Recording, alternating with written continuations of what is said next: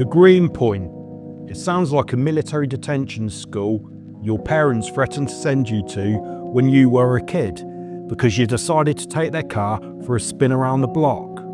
This is another one of those Manhattan style cocktails I like to make this time of year, but this has a little something extra, and I admit I am going a little bit full on with the New York cocktails at the moment. The ingredient lineup: Rye Whiskey, Yellow Chartreuse, Sweet Vermouth, Orange Bitters and Angostura Bitters.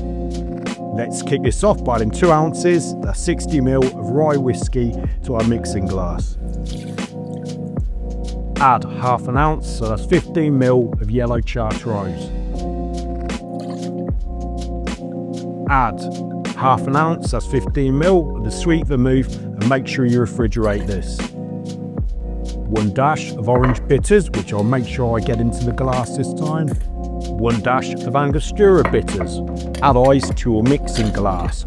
Aim to give this a stir for around 50 rotations. Just make sure you pay attention to the quality of the ice you're using. The Greenpoint was created by Michael McIlroy in 2006 at Milk and Honey Bar in New York City, and it's named after an area of Brooklyn. Strain this into a coupe glass, garnish with a lemon peel. I'm not a massive whiskey fan, but I devoured this drink.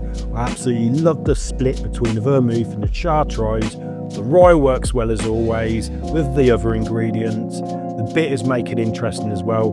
This is a great drink.